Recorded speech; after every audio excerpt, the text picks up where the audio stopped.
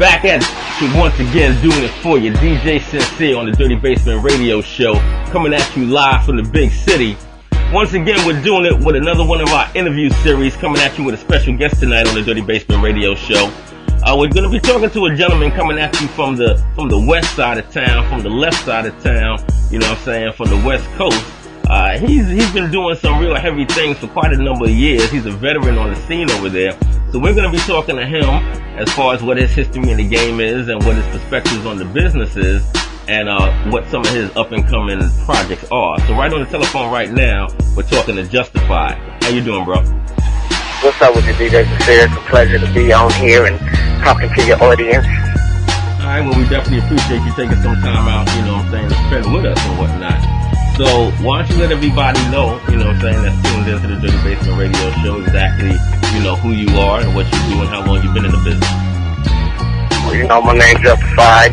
Been out here on the West Coast. Dropped my first album at the beginning of 2000. It was called The Callyway.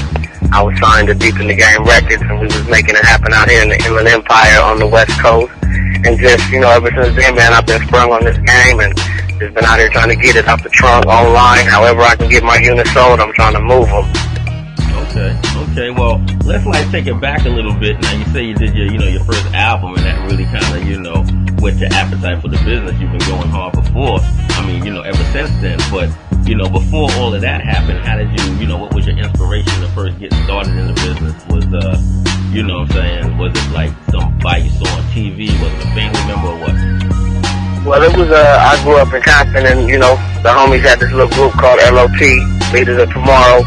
And, we was rapping on the karaoke, rapping little mixtape beats from the swap meet, you know what I mean?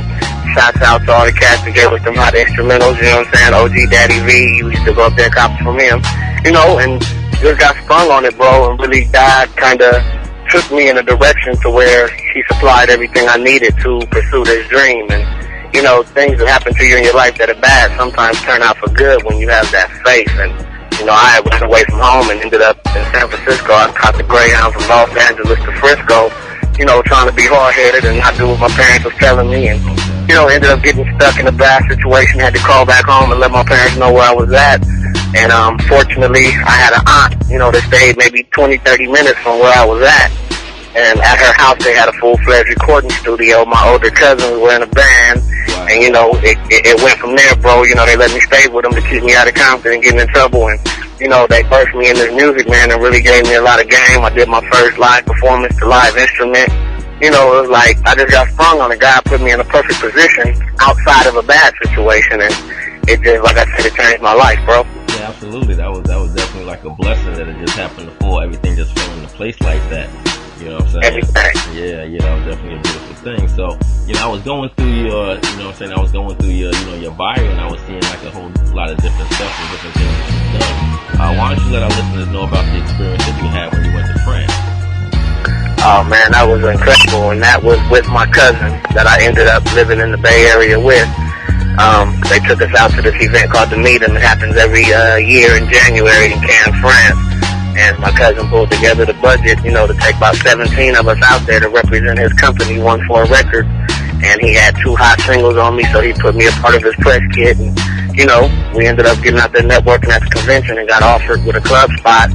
And, we wasn't going over there to perform, but like I said, the Lord, he does what he wants done. And we rocked the club out there, and it was hot, man. And we got a lot of good feedback, but like I said, at that time I was under his management, and some bad, decisions kind of left things hanging, but it wasn't meant to be then, so I kept it moving on the independent scene. Okay, I could definitely dig that. So, how do you being that you you've been independent basically your whole career, have you actually ever signed with a label per se? Well, the situation that I had with Deep in the Game Records, my buddy Mawaz, he believed in me. He met me when I was working at the shoe store, and I spit a couple rhymes, and he was trying to do his independent label. And, we got together, recorded our first little, underground project, which was able to allow me to spark interest from an investor. The investor was feeling the Deep in the Game Records name. He was feeling the music I was putting out. So he kind of put his money up and, took Deep in the Game to the next level as far as a budget for marketing and promotion.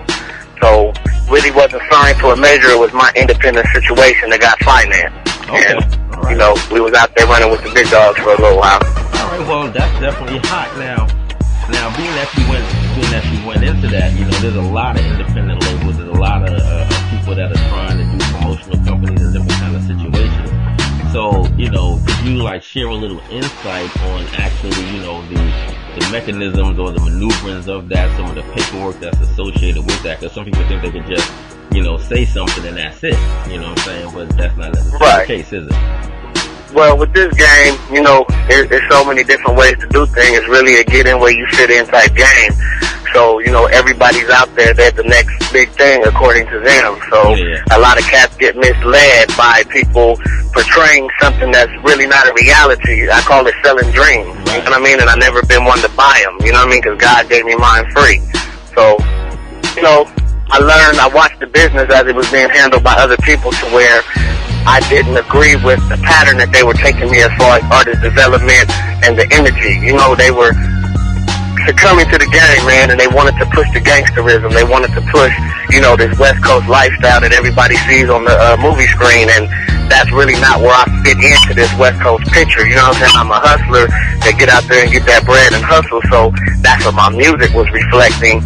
And at that time, you know, it was all about the bang bang, you know what I mean? So we kind of bump heads because of vision, and that's one thing that an artist has to have is vision, because if you don't have a vision for yourself, you'll easily be misled by somebody with their own vision. And, you know, God blessed me with a good brain, a good home, good upbringing, so a lot of things didn't fit right with me as far as the marketing, and I kind of I really wanted to lead a game. I really didn't want to make no more records because I didn't want to sacrifice, you know, who I am and my soul for, you know, this fame and stuff, you feel me? So I tried to give it up, but then, you know, God brought it back to me like, yo, you can do this if you do it how I want you to do it. Not saying go gospel, but go righteous, you know what I'm saying? Okay. Say something to your audience. Enhance somebody's life, you know what I mean? Don't lead them down the road to destruction with your music, but give them an alternative route to this success, and I'll bless you. So, no, I haven't got the BET exposure. No, I haven't got the major radio rotation, but I'm out the trunk getting mine, you know what I mean? And nobody's pulling my strings, and I can go home to my wife and kids at night and have peace and not worried about all these people. They want me to go here, go there, go there to do this. I make my own schedule. I go where I want to go. I make my contracts. If my wife isn't, you know, accommodated for it, then you might not get me for that show.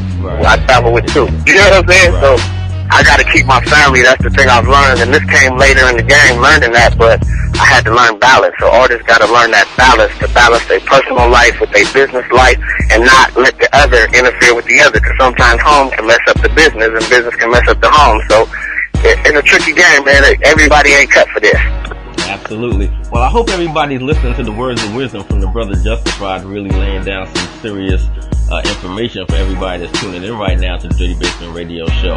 Something that you normally don't hear, you know what I'm saying, the type of language and the type of information that you normally don't get on the mainstream radio show. They normally don't allow people to expound on things to this kind of degree. But we're going to get into something that you said a little bit earlier, later on, because I want to go into a little bit of your music right now so people can actually hear what it is that we're referring to.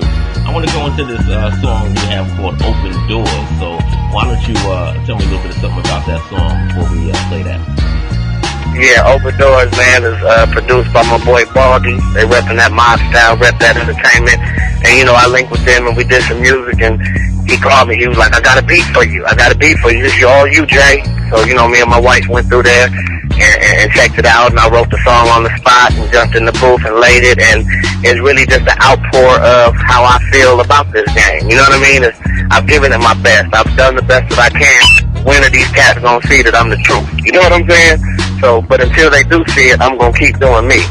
Alright, well, that's exactly what it is on the Dirty Basement Radio Show. This is Justified with Open Doors right now. This right here is some serious business, depending on hip-hop to take care of my kids. As lame as the game is and as strong as my name is, don't wanna be famous when I found out what fame is. This right here is some serious business, depending on hip-hop to take care of my kids. As lame as the game is and as strong as my name is, don't wanna be famous when I found out what fame is.